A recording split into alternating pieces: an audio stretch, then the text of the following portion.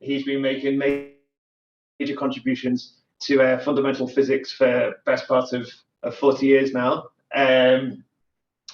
He sort of began his life as an academic under the supervision of Ed Witten, and he's made a series of really important and telling contributions, most notably, for example, in the development of F-theory, in his work with Andy Strominger, recovering the Bekenstein-Hawking entropy of a black hole from state and string theory. He's worked extensively on string dualities, and his contributions to string theory have sort of led to many prizes.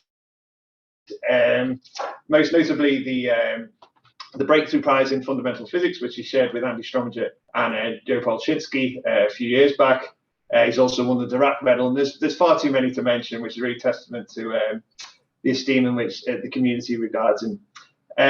He's going to be telling us today about the string theory Swampland, which is something that he himself has pushed and pioneered in recent times, and is now a really important area of active research in string theory. And I think with that, it's enough of me, and I think we should listen to the man himself, and I'll hand over to Cumrun. Thanks, Tony, for this very kind introduction. It's my great pleasure to be talking here in this inaugural colloquial series.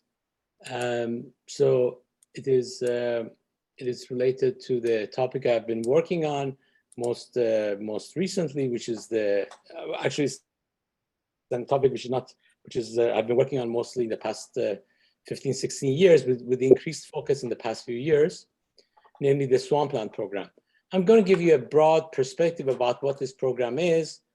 I won't be mentioning references. There are many people involved with this, and many people have given ideas. I won't be giving references or citations here and there, but just to give you a general overview of what the basic principles of this program is. So quantum field theories without gravity, if you don't include gravity, are relatively well understood. You know, we have these beautiful perturbative descriptions captured by Feynman diagrams, and we know what is a realizable quantum field theory and how it works without once we ignore gravity. But to include gravity in this case, what we mean, of course, is Einstein's theory coupled to quantum field theory. We need to consider the background space-time not to be fixed, but fluctuating with the rest of the fields. So we add the metric to the degrees of freedom of fields where we do the path integral. The action will depend on the metric by basically an Einstein term, the curvature term, plus coupling of the metric to the other fields. And basically this means that we have this perturbative scheme, but now on a fluctuating background, so the metric itself could be part of this fluctuation and has to be taken into account. Sounds straightforward. You just promote the G to a field and integrate over it with an extra term. So what? Well, it turns out this approach does not work. This obvious approach that had to work does not work. The infinities appearing in the Feynman diagrams are incurable, and so a conventional approach to quantizing gravity does not work, as Feynman discovered already in the 1960s. So the most natural conclusion from this could have been, gravity cannot be coupled to quantum fields consistently and should always be viewed as a background. But that's not acceptable because we do know that gravity is dynamical in our universe. We do have gravity degrees of freedom, gravitational force, and therefore we cannot view it just as a background. So we should have a gravity and quantum mechanics both working side by side. So there must be a resolution. String theory offers a solution to this issue by replacing point particles, zero-dimensional objects, with one-dimensional objects like strings.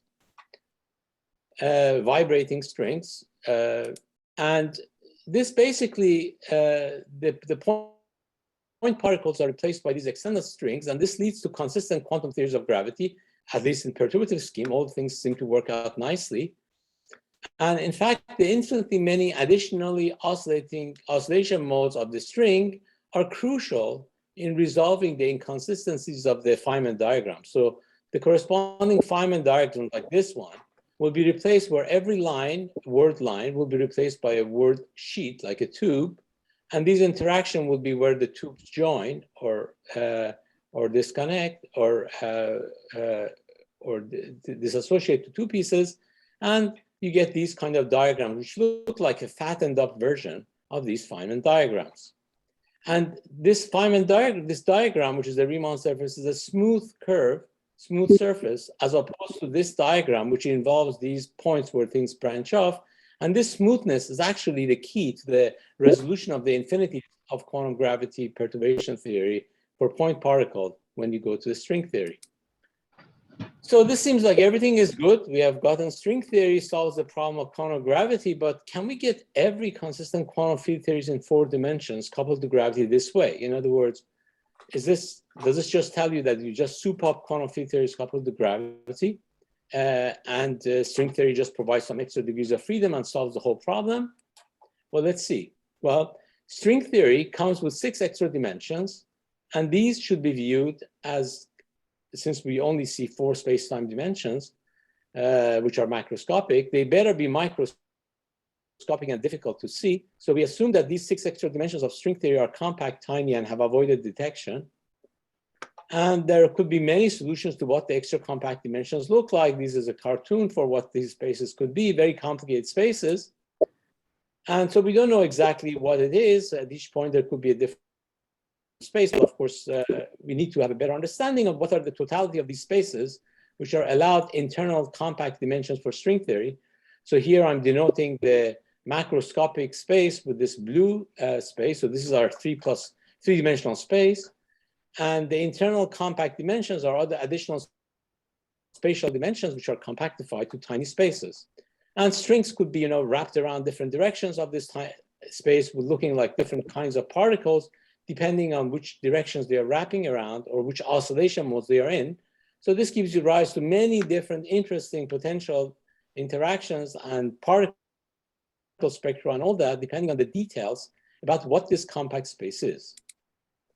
So, one compact space could give you a 4-dimensional theory with gauge group SU4 with 2 generations. Another one might give you a different gauge group with different type of matter representations. And so the question becomes, can you just get any arbitrary quantum field theory in 4 dimensions simply by tuning in the internal geometry suitably? Arbitrary consistent quantum field theory, that is. Can you get all of them just by choosing a suitable internal geometry? If the answer to this is yes, then, and if you're only interested in effective quantum field theories, which is what all we can observe in experiments, we wouldn't be caring so much about the details of internal geometry. You might as well go back to quantum field theories and just deal with that. However, it seems that we cannot get arbitrary quantum field theories. Indeed, we seem to obtain only a finite number of quantum field theories from string theory. Just give you an example. Consider in 4 dimensions the theory with maximal supersymmetry with matter in there, and the maximal supersymmetry, including matter fields, is n equal to 4 supersymmetry. And this n equal to 4 supersymmetry theory is completely characterized by a gauge group. Once you give a gauge group, the supersymmetry is enough to fix all the matter representation. And you might say, okay, what's wrong? Just choose any gauge group you want. And indeed, if you ignore gravity, n equals to 4 supersymmetric gauge theories are among the most beautiful ones because they're finite. They're among the not only renormalizable, they're actually finite quantum field theories. And we know quite a bit about n equals to 4 quantum theories. They give you rise to conformal quantum theories, in fact. But it turns out that if you try to couple them to gravity, if the rank of the gauge group is bigger than 23, bigger than 22, you cannot couple it to gravity in 4 dimensions. You can couple it to gravity in higher dimensions, but in other words, there can be pieces like defects in higher dimensions, but you cannot couple it to gravity in 4 dimensions if the rank of the gauge group is bigger than 23. So if we lived in 4 dimensions and we had 4 supersymmetry, we would predict that the rank is less than 24, and that's 23, and that's a strong prediction. So this shows the key point that not arbitrary quantum field theories seem to arise. In fact, a finite subset seems to only arise. There are infinitely many choices of what gauge group could have been. For example, SUM for any M, it's an infinite set, but only a finite subset of it can be arising in a quantum theory of gravity. So this is what we have learned from string theory. So it seems that string theory suggests that the set of all possible quantum field theories that can arise in a consistent way in a quantum gravity theory is a measure zero of all consistent quantum field theories. So in a sense, it appears that Feynman was almost correct, that a generic consistent quantum field theory cannot be consistently coupled to gravity. It is only a very special subset, measure zero, that it can potentially arise and be consistently coupled to quantum gravity. This raises two questions. Does the fact that most quantum field theories do not arise in string theory a deficiency of string theory, or a general conclusion about consistency requirements for coupling to quantum gravity? It could be like, there's n equals to 4, for example. You can get any gauge group, just string theory is unable to get high rank ones. That's the problem for string theory, but not for quantum gravity. Actually, evidence is emerging that this is not a deficiency of string theory, but subtle reasons for consistency of quantum gravity. So for example, in the n equals to 4 case, we have actually good reasons beyond string theory, which tells us why rank bigger than 23 cannot arise, 23 or higher cannot arise. So these connections are based on basic principles of quantum gravity, like tenets like unitarity and quantum consistency of black hole evaporations. The second question that would arise is what criteria would distinguish good quantum field theories, the ones that can appear at the low energy limit of a quantum gravity, like the ones in string landscape, from bad ones, the ones that we call belonging to the swamplands, the quantum field theories that look good if it weren't for gravity, and for some reason they cannot be consistently coupled to gravity. The Swampland program is precisely delineating these criteria and identifying which quantum field theories will necessarily be part of the swampland. So you can think about like string compactification as giving some specific effective field theories in the low energy, which I'm denoting here by this blue circles. And so, or more broadly, you can think about the space of all possible quantum field theories, which are consistent as this green space. And essentially all of that space belongs to the swampland, except for a minor subset, which is believed to be finite subset, which is what we call the quantum gravity landscape. And the standard model might be, hopefully is, one of them.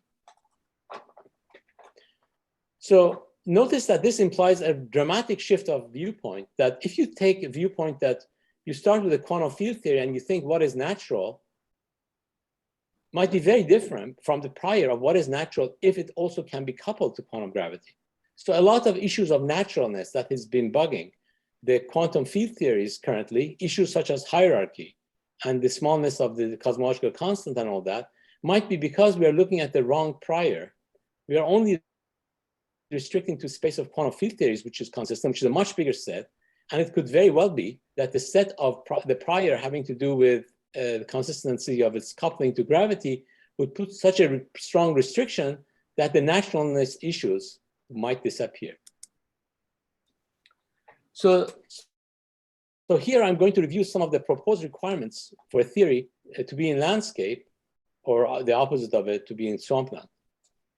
So there are 7 of them I'm going to review. There are many more, but here I'm just restricting my attention to just some of the important ones that I have time to cover. The first one is that there are no global symmetries in a quantum theory of gravity, in a constant theory of gravity.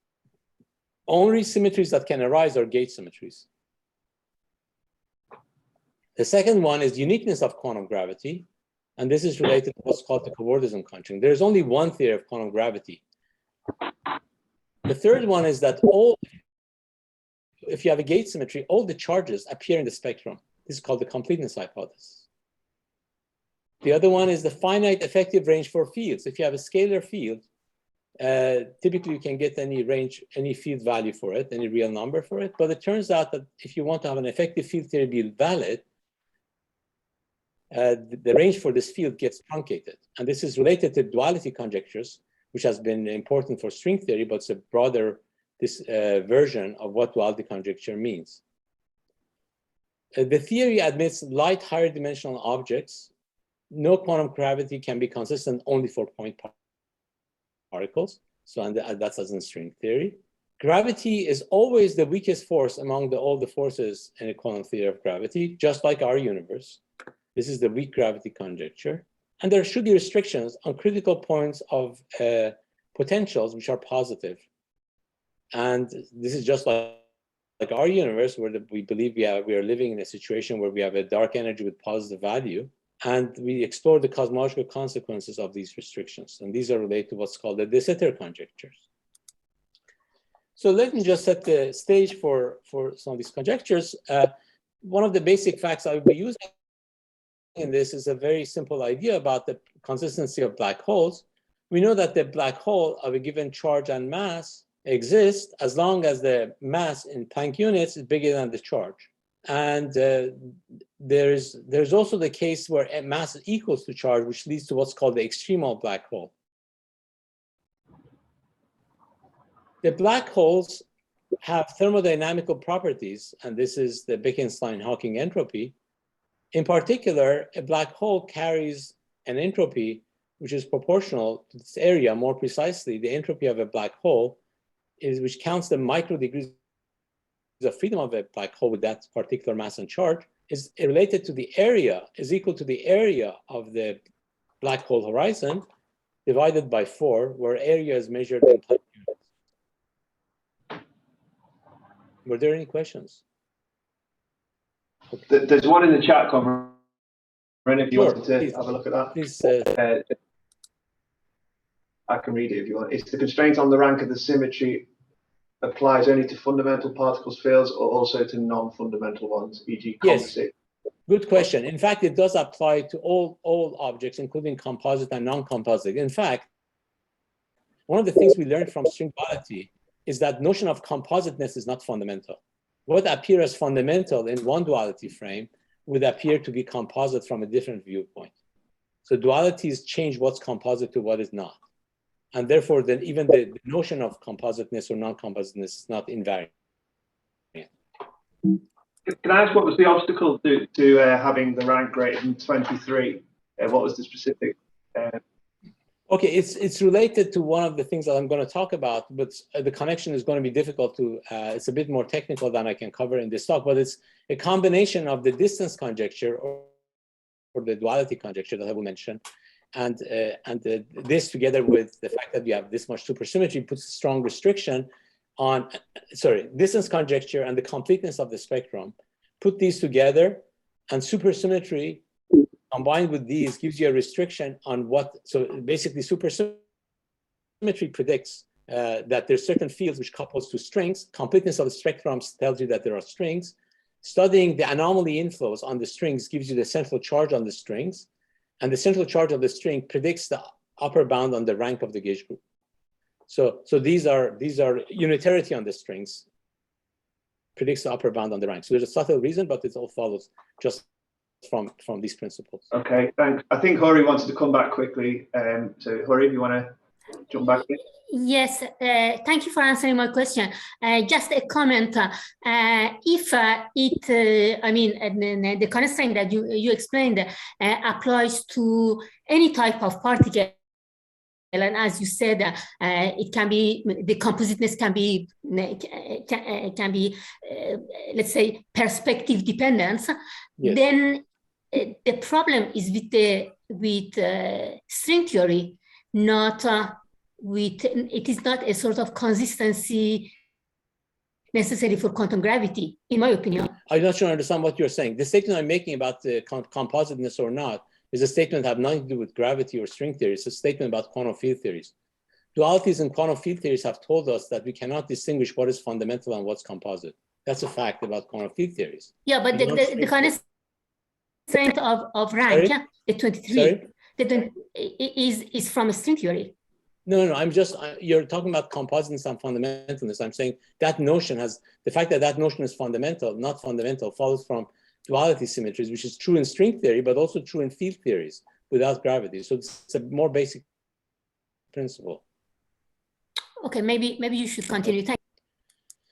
So the first one is that the first conjecture, the Swampland conjecture I want to talk about is the lack of global symmetries. So consider a black hole and consider throwing in a globally conserved charge Q inside the black hole. Once you throw the charge inside the black hole, there's no remnant of that charge. And as we said, the black hole principles tell you that the black hole is going to evaporate. But since there is no electrical field, because it's a global charge, the evaporation of the black hole leads to equal amount of plus and minus Q charge. And therefore, it disappears, leaving no net charge. And so that means that the Q charge that was thrown in disappeared. So that means global symmetries cannot be conserved simply by the black hole evaporation process. The second one is uniqueness of quantum gravity. And this is a generalization of the no global symmetries conjecture.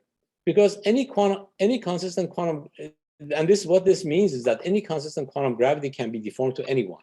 So suppose we live in the universe, which we have a specific type of quantum fields consistently coupled to quantum gravity, but somebody tells you that, no, there's another one I like more, 3+1 dimension with a different matter multiplets and all that. It turns out that this consistency condition for quantum gravity implies that you can create a bubble of that universe in our universe.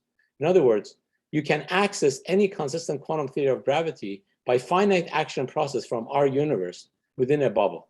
And this statement is related to what I mean by uniqueness of quantum gravity. You have access to all of them. There's no disconnected universe in this sense with consistency of quantum gravity. This is what's called the Cabordism Conjecture. And the reason it's called the Cabordism Conjecture is that's related to the fact that in string theory, when you have a string compactification, if you have two different string compactification, you should be able to go from one to the other according to this conjecture, which means that there should be some interpolating space, which allows you to go from one to the other. And this is called the triviality of Cabordism in that space. And so the fact that you can go from any one to any other one. So the triviality of Cabordism is related to this. And this is related to the lack of no global symmetries, because if there were super selection sectors that you couldn't go from one particular M type to another one, you could give them different charges because there's no problem with it. You cannot go from one to the other, and you get the global symmetries. And this is inconsistent with the lack of global symmetries. The third one is that the all charges of a gauge symmetry are in the spectrum. So if you consider a U1 gauge symmetry, for example, like our universe, all integral charge are in principle allowed to exist. But do they have to exist? Yes. Without gravity, there's no reason. For example, you can consider pure Maxwell theory if you had no gravity.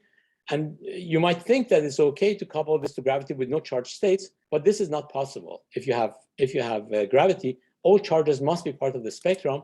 And the reason is, again, black holes. One way to see this is black holes. Consider a charged black hole with mass m and charge q. You can compute the area of this black hole, and you find that it has a finite area. But according to Bekenstein and Hawking, the number of states with this mass and charge is exponential of the area of the horizon over 4. That's the entropy formula.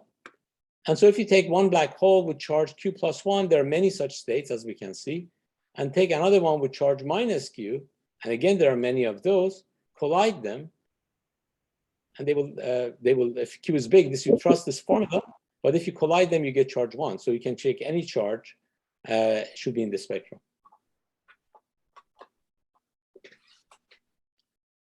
Now, this the next conjecture has to do with the finite range for the fields. So consider if this is also called the duality conjecture or the distance conjecture. Consider a scalar field phi in a field theory, and without gravity, we usually have no restriction on its range. For example, it could go from minus infinity to plus infinity.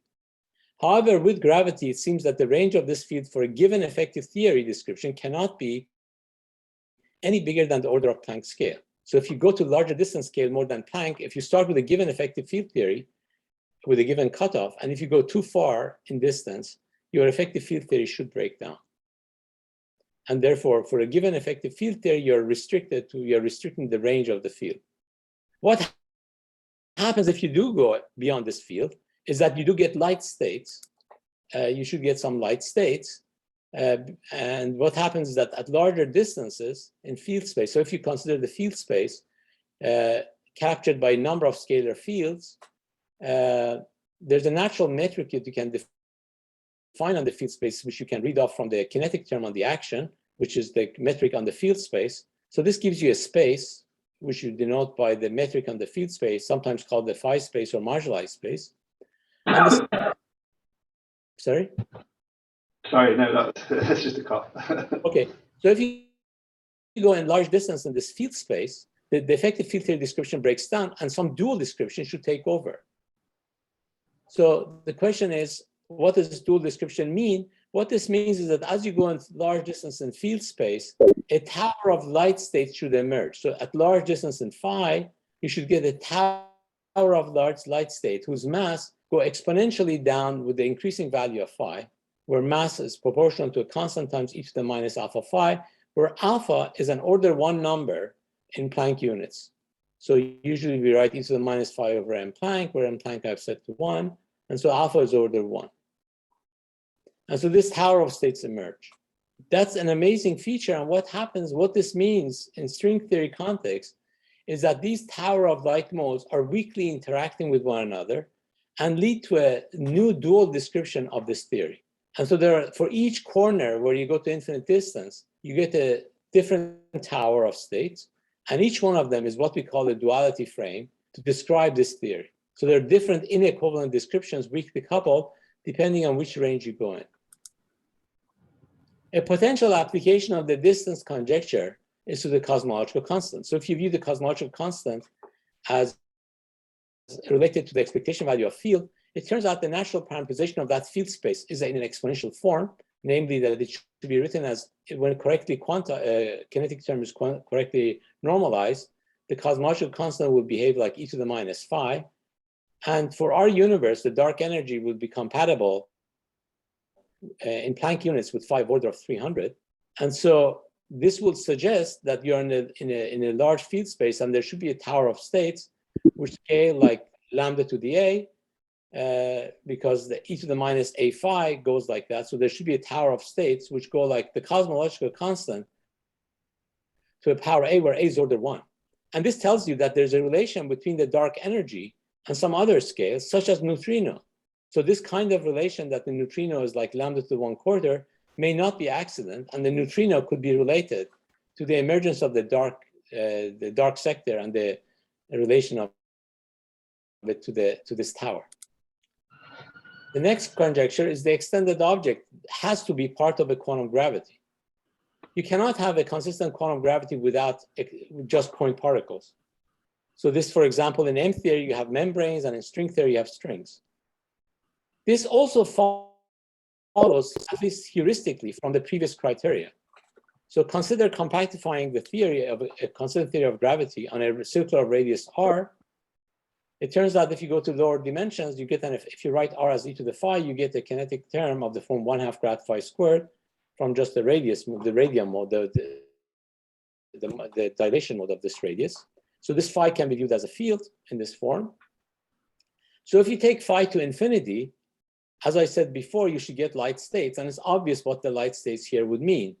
In this case, if you take phi to infinity, you get the tower of the Kaluza-Klein modes. So that means these are momentum modes around the circle, and for larger radii, the momentum modes become lighter and lighter in an exponential way with phi, namely 1/r is e to the minus phi. And so the energy of this tower for large phi goes like e to the minus phi. So indeed, as phi becomes larger, the effective field theory should break down, and does, as expected, from the distance conjecture or the duality conjecture. However, for phi much, much less than 0 is another way you can go to infinite distance. And so this corresponds to r going to 0, the radius going to 0. So the duality conjecture or the distance conjecture predicts that also in this case, you should get some tower of light states. But if you have a theory of point particles, and if you put it on a circle of radius r, and you shrink that radius to 0 size, you don't get an infinite tower of particles. What you end up getting is a dimensional reduction of that quantum field theory to a lower dimension. And so you don't have an infinite tower. So the point particle cannot be the answer for this. The only possibility for this is that if you have extended objects like strings or membranes, so you must have some extended objects which wraps around this circle. So if you have a string or a membrane, one leg of it can wrap around the circle, and as you shrink the circle, the mass of that mode goes to 0 as the string as the circular strings to zero size. So this predicts that you need to have extended objects like strings or membranes. So this is deeply related to the distance conjecture. The next criteria is the gravity. Gravity is always the weakest force. So in string compactification, it has been observed that whenever we have charged particles, the electric force between the elementary charge states are stronger than their gravitational attraction. This is, of course, true for our universe. For example, for electron, the gravitational attraction between the electrons, which goes like E squared over R squared, M squared over R squared, is much weaker than the electric repulsion, which goes like E squared over R squared. So the electric repulsion wins because the electric charge is bigger than the mass of the electron in Planck units. Mass of the electron in Planck units is about 10 to the minus 23, and the electric charge is about 10 to the minus 1. So this wins, this E wins over M hands down by a huge margin. So this is satisfied in our universe very easily. But the statement is that this is not just true in our universe, it's true in any potential consistent theory of quantum gravity. So what is the explanation of that? Well, an explanation of that is again black holes and the consistency of black hole evaporation with weak gravity conjecture. So start with an extremal black hole where charge is equal to mass. Once you emit a charge, small charge Q and mass M, the charge goes down to Q minus Q, and the mass goes down to M minus M. But the consistency of a black hole, namely it cannot be super extremal, it should be the other way, it should be a non-extremal black hole, which means M minus M, the resulting mass, should be bigger than its charge for the leftover black hole, which means that if you start with Q equals to M, it implies that the elementary charge state that you have emitted must carry the opposite condition. That means the mass should be less than or equal to its charge. So this is the criteria that would follow from the evaporation of the black hole. The M equal to Q can only appear for supersymmetric cases, we expect in the quantum theory of gravity, and these are what's called the BPS states. So this gives you a heuristic explanation. I wouldn't call this a proof. I would call this a heuristic explanation of the weak gravity conjecture because I'm assuming that black holes have to evaporate. So this is basically consistent with the general features of black hole we know. Further evidence for the weak gravity conjecture is the following. Suppose you say, no, I don't like the weak gravity conjecture. I believe it's not true. So let's study, for example, pure Maxwell theory coupled to Einstein's gravity. Forget about string theory, just pure Maxwell and Einstein theory. It turns out once you do that, this leads to naked singularity. That means there are singularities in this theory in 3+1 dimension, which are not hidden behind the horizon. Now, there's these ideas originated from Penrose that this cannot happen, the cosmic censorship, so to speak. And the way this happens, this theory is that when you go to regions with strong electric field, that's the region where it leads to naked singularity. So you start with the initial condition, which is non-singular, and the electrical field, when the electrical field increases, it leads to regions where there are naked singularities that are not cloaked by a horizon. And however, weak gravity conjecture leads to avoiding this in a remarkable fashion. And the consistency of quantum gravity, namely, first of all, the completeness of the spectrum predicts that there must be charged states. You cannot have just pure Maxwell theory. But more than that, the weak gravity conjecture says not only you have charged state, their masses cannot be too high. The mass of these, of some elementary excitations of these charged states, should be less than their charge. So now when you go back to these examples that had problems with naked singularity, you find that precisely when your electrical field is becoming strong, you end up producing massive states. They're not too heavy because their mass is less than charge. You create these charged objects, and that screens the electrical field, and you cannot reach the high electrical field. So it avoids the naked singularity, and this is consistent with this cosmic censorship. So it's remarkable that that's an example of these Swampland conditions that you did not put it in to solve this naked singularity, and this is a completely different problem. Cosmic censorship was a completely different motivation, and somehow it fits beautifully with that picture. Another application of the weak gravity conjecture is to our universe. So in the Deceiter space, we live in a universe which has positive cosmological constant, and we don't know exactly whether it's the exact Deceiter space or an approximate Deceiter space, but it's for some approximation, it should be quasi-Deceiter. And if you study evaporation of small and large black holes, you get restriction of the mass of charged states. So for small black holes, you get the restriction I just told you about, which is related to the weak gravity conjecture that the mass is the sun is charged. But if you consider large black holes almost the size of the Deceiter space, the horizon of the Deceiter space, you find that the mass should be bigger than the Q charge to the 1/2 times lambda to the 1/4, where the lambda is the cosmological constant. So in our universe, this implies a prediction for the mass of the electron to be in the range between 10 to the -1 in Planck units till 10 to the -31 in Planck units. And mass of the electron is in between. Now, you might think this is not a remarkable prediction, but I think it is actually, because at least certainly log scale, which is the natural way to think about the mass, is, it's 23 between 1 and 31 indeed. And that's quite remarkable. And more interestingly, is that this lower bound on the mass that we're getting for electron is basically the mass scale for neutrinos. We expect for the neutrinos, at least the mass splitting for the neutrinos is the scale. So this suggests that the mass of the electron should be bigger than the mass of neutrino is simply a consistency condition for quantum gravity. And this is a remarkable link between quantum gravity and particle physics. Cumrun, can I ask a question there, Cumrun?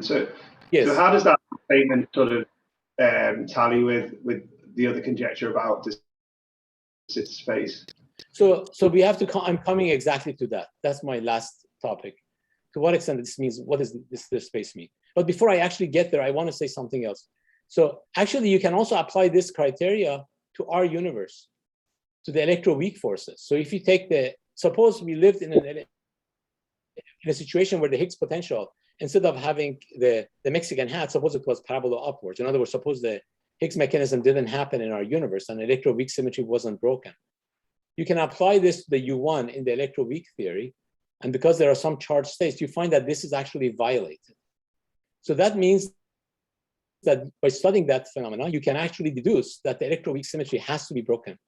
Otherwise, you get some massless charged states in our universe, and this would violate this problem. So in other words, the breaking of the electroweak symmetry is related to the dark energy. They are not decoupled in our universe. And that is, again, another remarkable fact. So relating the hierarchy problem with the dark energy, which are the two of these outstanding problems of fine-tuning in the standard model and of physics and cosmology. I come finally to the last topic, which is related to the question asked, what about the Deceiter space, or more broadly, what are the restrictions on critical points of potentials when the potential has positive value? And moreover, how flat can such a potential be in field space? This is an important question both for early cosmology in the context of inflation and late cosmology in the context of dark energy. For early cosmology, some of the most popular inflation models are based on an inflaton field with a large range of field, where you have relatively flat range for the field, where the field can evolve for a large distance over a relatively flat with a slow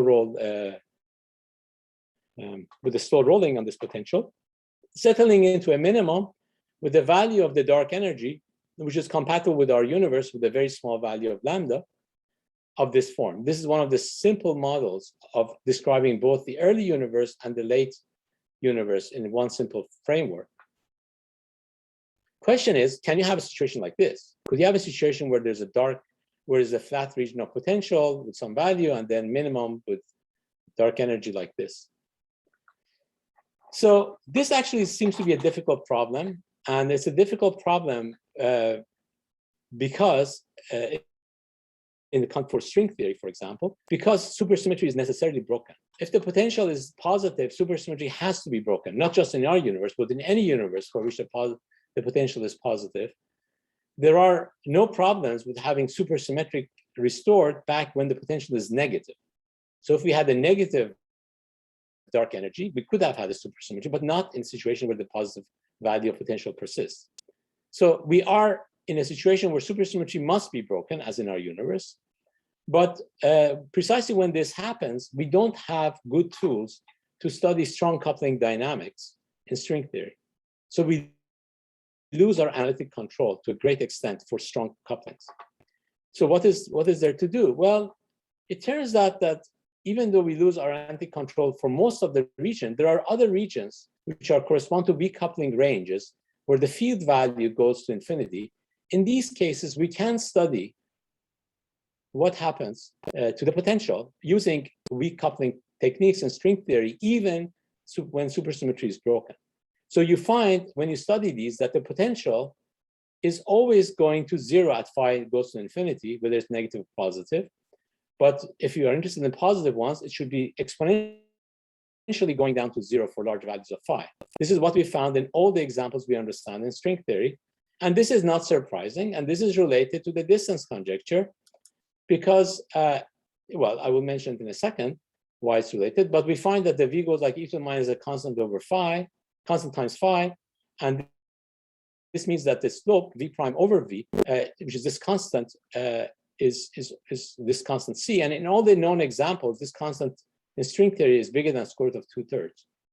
And in fact, some people argue that's even bigger than √2. So it's a big value, and some people conjecture it's so big that inflation cannot happen for this large field value. So, so what is the way? What's the reason for this? Well, before I get to the reason for this, is that how can you map this to the how can you connect this to the Deceiter space? Well, the Deceiter space could happen somewhere in the middle, for example, where the potential goes and finds a metastable minimum with positive value of V. Of course, this can happen in principle, but you already know that even if it happens, it has to be metastable because we know that the potential goes to 0 at infinity, and therefore, no matter how small the minimum is, you're going to have a decay channel. And so this leads to already a first prediction for our universe. Our universe cannot be stable.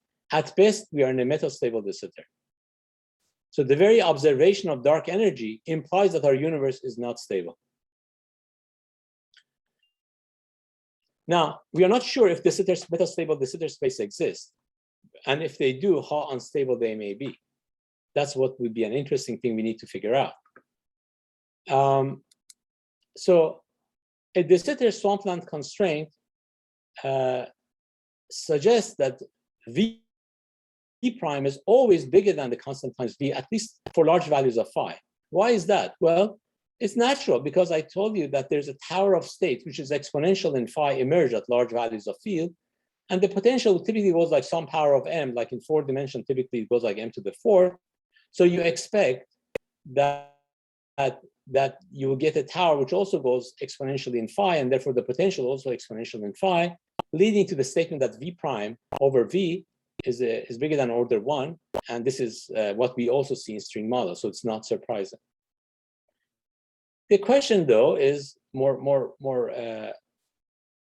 worried question is what happens inside the field space, where the field value range is not large, and therefore the coupling constants in string theory are not small in general. These are difficult to assess, and we don't have good techniques, unfortunately, currently to study these points. So there are 3 possibilities so far. So there are no restrictions. That means that's a bit unnatural, given that we have found that specific boundary conditions for V lead to instability. There's another conjecture which says that this condition that V prime is bigger than V persists inside with a potential caveat that there could be unstable Deceiter critical points. And you can have a situation where the second derivative of the potential is really negative enough to make it very unstable, but no metastable Deceiter exists. Another conjecture suggests that, which is what's called the Transplanckian censorship conjecture, suggests that starts with the assumption that subplanckian in an expanding universe, subplanckian modes, the modes which are smaller than the Planck scale, can never expand to become bigger than the Hubble scale at any time, Hubble horizon scale. So that means that if you take the Planck scale and you multiply it by the dilation factor of A final, the radius final radius of the universe to the initial, it cannot be bigger, that Planck length cannot be bigger than the horizon length, the final horizon length, which is 1 over the Hubble scale at that time. And it turns out using this, you can actually derive that V prime over V is bigger than square root of 2/3, which is what's observed in string vacuum as well. And it turns out this conjecture, the trans-Planckian conjecture, is related to the Deceiter conjecture in the sense that it leads to its asymptotic value at lower distances, but it also is a bit weaker in the sense that it does allow metastable Deceiter. So this conjecture does allow metastable Deceiter, whereas this one wouldn't. But the metastable Deceiter is very unstable. That is, you can, so it's borderline whether you want to call it metastable or not, because the decay time for the metastable Deceiter based on this prediction is itself not too far from the Hubble scale.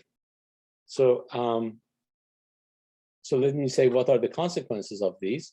So if you consider consequences for inflation, depending on which one of these conjectures you take, you find issues. So the duality conjecture, for example, leads to prediction that we cannot have a naturally arbitrary large field inflation because we get a tower of light state, and that interferes with the inflation process. Multi-field inflation models may overcome this. Another problem is the slope conjecture. For example, the plateau models predict that this the slope of the potential should be less than 0.02 in the inflation models, but this leads to rather small numbers for the potential, for the scale of the inflaton, inflation potential, which is 10 to the 9 GeV, and this leads to fine tunings in the context of inflation. It's not near the gut scale or anything like that.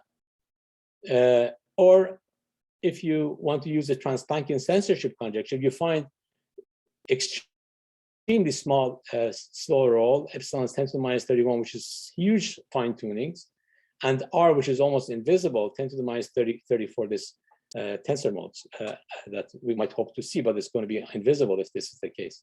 So anyhow, if these conjecture are true in the Swampland, basically inflation is either very highly fine-tuned or basically impossible. Of course, you might ask if you're doing with inflation this way, what are the possible solutions to the early universe? And actually, there's another solution which emerges because of this principles of dualities in string theory, which is the distance conjecture. You see, the main assumption in the motivation for inflation, one of the main motivations is that Einstein's theory, which describes the space-time, is also valid all the way to the early universe. Now, this is an assumption which usually, without thinking about quantum gravity, sounds good. You want to have a consistent theory of gravity all the way into whatever region you go into.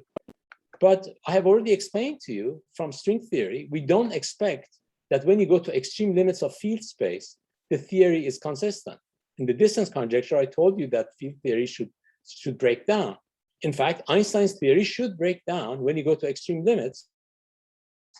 And what are the extreme limits? Well, if you go to the early universe, the radius of the universe, like in Big Bang cosmology, is shrinking to 0, and temperature is going to infinity.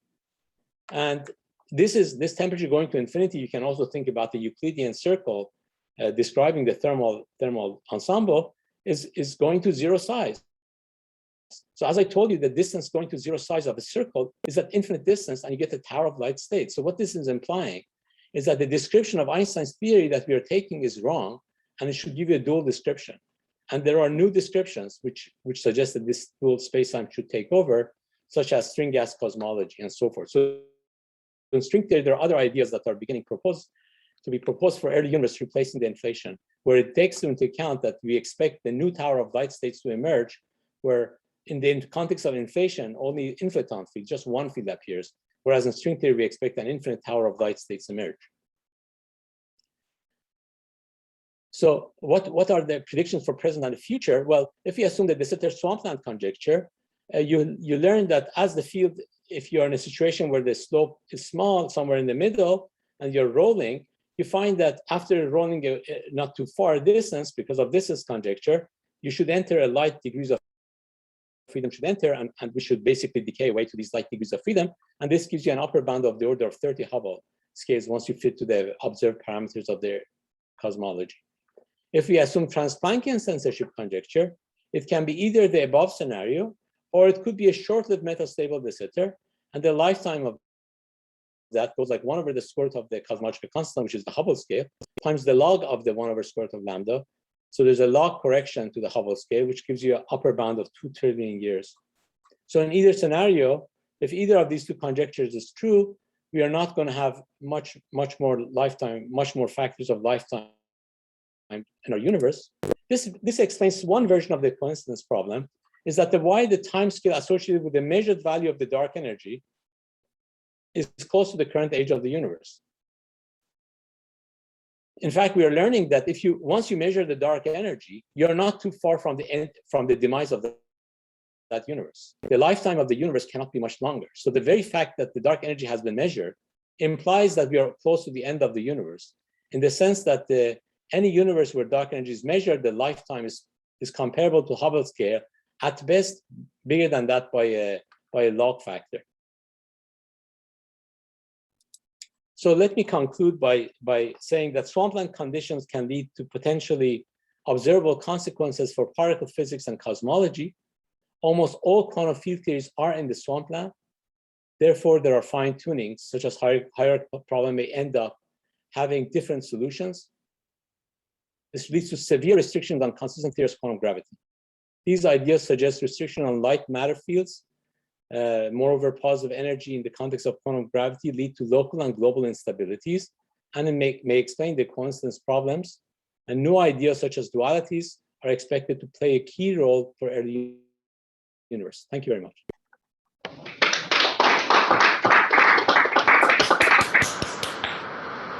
Thanks, Cumrun. Great talk. So I'll take questions from the room first, and then I'll if people in the online want to raise their hand, we'll take questions from the So anybody in this room want to ask questions? Yeah. Yes, Sesh. Hi, Cumrun. Thank you for the talk. It was very nice. Could you go into a little bit more detail on how the infinite distance limit calculations are under perturbative control? How infinite distance? Yes. So infinite distance. So usually, what happens at infinite distance? The distance phi actually parameterizes the coupling constants of string theory or other moduli. So what that means is that you get a weak coupling description, perturbative description of the theory. Even though it's not supersymmetric, we can just use the string diagrams and so on to compute things, and that's how people obtain these.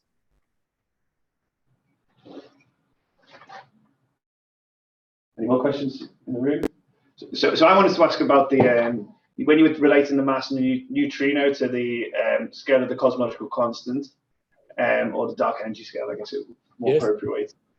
So you sort of related it to the sort of tower of light states, but of course, I guess where is the rest of the tower would be my question then, because we don't have sort of a whole tower of neutrinos. Oh no. So that picture would be suggesting that the tower of light states are the same mass scale as neutrinos.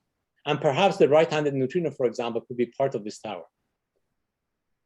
That's the kind of picture that this suggests. So why would we have? So when you say where's the rest of the tower, I'm saying that this will predict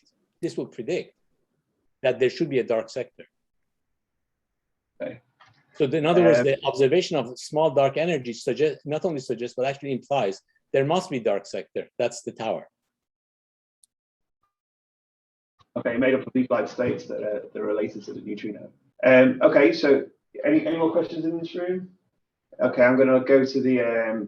I think I've got another question from Hori. So Hori, do you want to speak?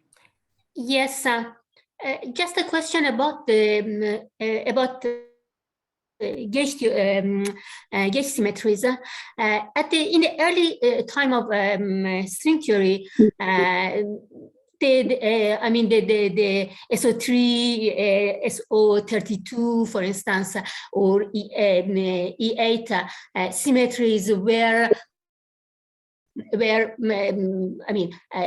motivated by string theory. Now, in the Swampland, if we say that we should extend the theory that everything that include every type of symmetry, then what is the origin of these symmetries? Do you have any explanation for origin of these symmetries? Yes, we do. So let me explain that in the context of the example you just mentioned. Let's take 10-dimensional theories. As I said, we know mostly about supersymmetric ones. So let me restrict to 10-dimensional supersymmetric theories.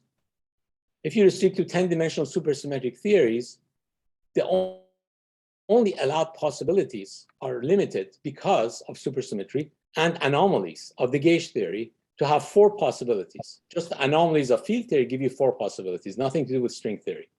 E8 cross E8, SO32, U1 to the power of 496, U1 to the power of 248 times E8. These are the 4 possible gauge groups. 2 of them have been seen in string theory, 2 are missing.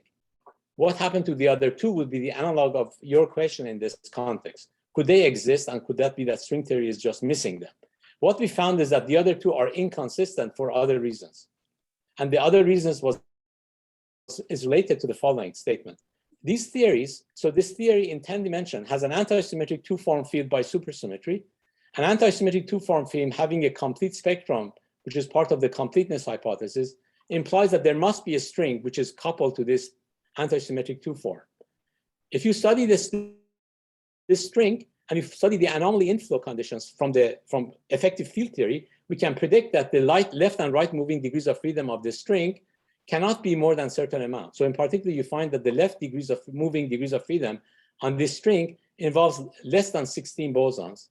And this rules out any U1 to the power of more than 16, and therefore rules out the latter 2 possibilities.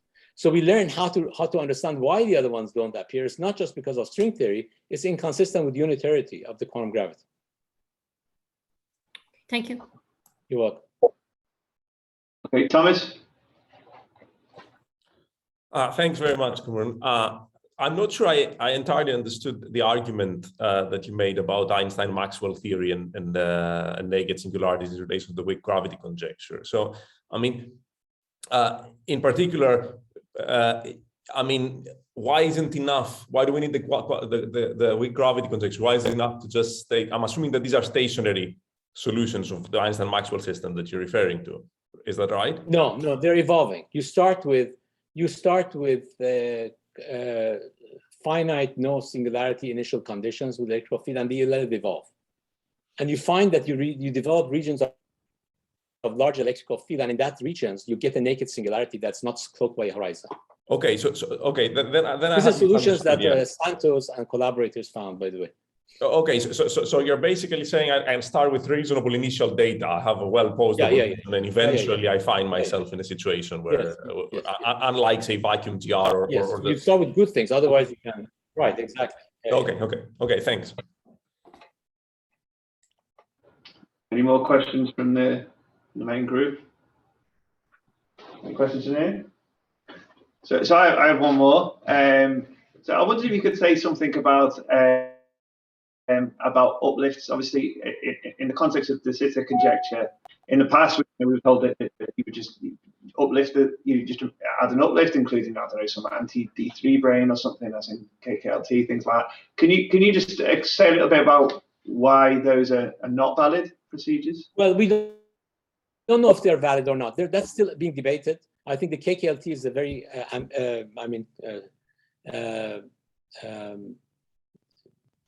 difficult program that to complete. It is a heroic effort to try to construct these vacuums. It's very difficult, and the KKLT is among the very few which is still being debated whether it's true or not. And so this shows how difficult it is to try to construct these vacuum. And we're still not in the community. There's still not a consensus whether these exist or not as vacuum. We're still debating it. Okay, thank you. Jasmine? Hello. I was wondering if the weak gravity conjecture would rule out gravity unifying with the other forces. Is weak gravity conjecture? Sorry, what? I didn't hear it. Would it rule out gravity unifying with the other forces? Well, not really. I don't think so, because what I'm saying is that, for example, suppose you start with a gravity theory in higher dimension, just a quantum gravity theory and compactify in a circle. You develop U1 gauge theories that way, and their coupling could be different from gravity depending on the sizes of the circles and all that you compactify. Right? So there's no reason that it prevents the unification with gravity. In an abstract sense, we know that all the forces are unified in a quantum theory of gravity, but the details might be different. So no, I don't think that precludes it.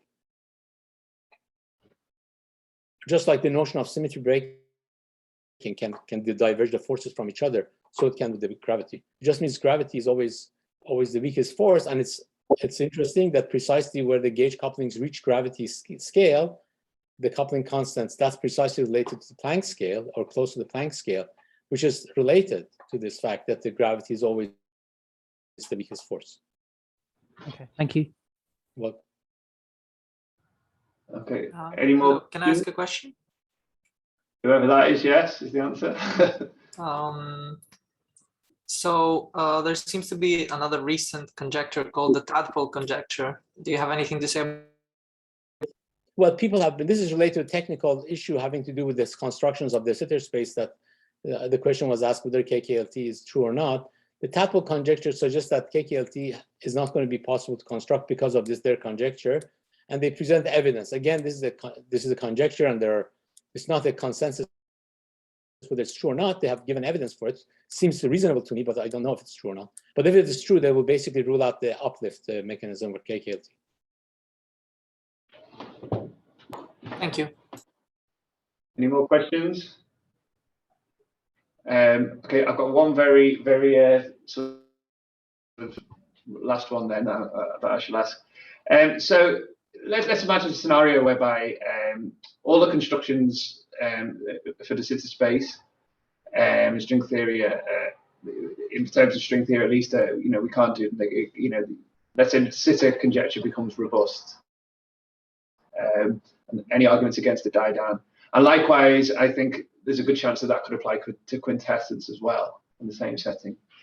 If that were the case, what would you say would be the best prospect for string theory to describe dark energy in that scenario?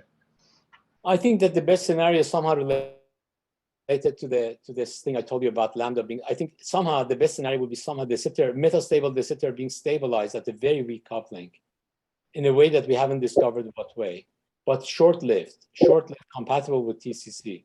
So I would imagine that our universe is in such a situation. I think that's the most likely scenario in my opinion, but we are not there yet.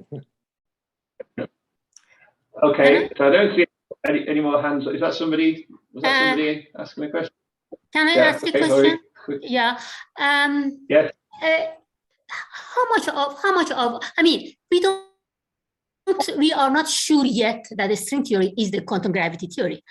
Therefore, we should consider that, for instance, the assumptions that, the conjectures in the Swampland that you explained, how much they are really attached to string theory, how much they are independent of string theory. Is there any way to assess? Okay, when you said we are not sure that string theory is a theory of quantum gravity, that one I debate with. I think depends on what you mean by sure. If you say 100%, well, we don't know anything 100%, but I would put a very high evidence we have already gathered over 30, 40 years, 50 years of research on string theory, that string theory is a consistent theory of quantum gravity. The other question could be that whether this is the only consistent theory of quantum gravity, which may be your question actually. Which is, do we know that if we start to learn principles from string theory about Swampland, could we be misled by assuming string theory is the only constant theory of quantum gravity, whereas there are the other ones and the wrong principles? Quantum gravity can be, as you mentioned, there can be only one quantum gravity. No, either different proposals are equivalent, or one of them is correct, or we don't have yet a correct one. Well, the uniqueness of quantum gravity is also a conjecture. So I mean, people can debate that. So I'm just imagining your question, which I would think is a good one, if you asked it the following way, that maybe there are other quantum gravities which have nothing to do with string theory, and string theory is just a minor subset of it, and who cares? Yes, for instance. And that I'm saying that could be, and that's exactly the kind of thing we're looking into.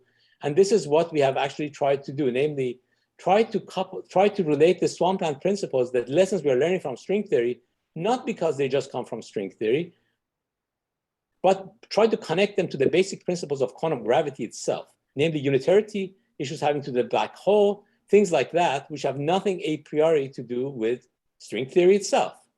And the amazing thing is that these principles seem to fit beautifully with those. And so we can replace the motivation of string theory with motivations coming directly from quantum gravity. In other words, even though we have been inspired by string examples to come up with these principles, some of these, and many of these, in fact, have direct motivation only from supergravity itself.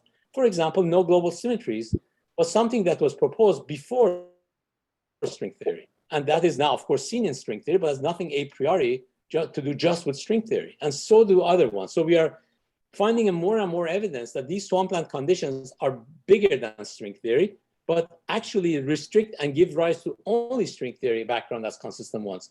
And that's what we call the string lamppost principle. In other words, we are not looking only on the lamppost of the strings to find quantum gravities which are consistent. That is the only lamppost which is there. That's the only quantum gravities which are consistent happen to be in this under the string lamppost. But we know that only perturbative formulation of a string theory is consistent. No, that's incorrect. Non-perturbative we don't have. That's not correct. That was what you said was correct maybe 30 years ago. Now we have non-perturbative formulation of certain string backgrounds. For example, ADS-CFT gives you a non-perturbative formulation of quantum gravity in ADS 5 times 5. So what you say is not correct. But the conjecture ADS-CFT is only proved for three dimension, not higher. I'm just giving you an example. You said that we don't have evidence. I'm saying we do have. We don't have an example that all string vacua are non-perturbatively consistent, but I think by now there are enough evidence to show that we are pretty confident that string non-perturbativity makes sense. Nothing is proven, but I think we have a huge amount of evidence. Thank you anyway. We can discuss forever, but yes, thank you very much. You're welcome. Okay, well, we've kept Cumrun for a long time, so unless anybody has a burning question, I'm just going to draw attention to I see Thomas has added to the chat the link to future colloquia, so please do have a look at those and listen out for, I think the next one's in December, right, Thomas? Yes, the next one's in December, yeah. Great. Okay, so I think we should all thank Cumrun again for a wonderful talk and addressing lots of questions, and thanks everyone for coming along. Thank you very much. It's a pleasure. Good luck with your center. Thank you. Bye-bye, everyone. Thanks for joining. Thank you. Bye.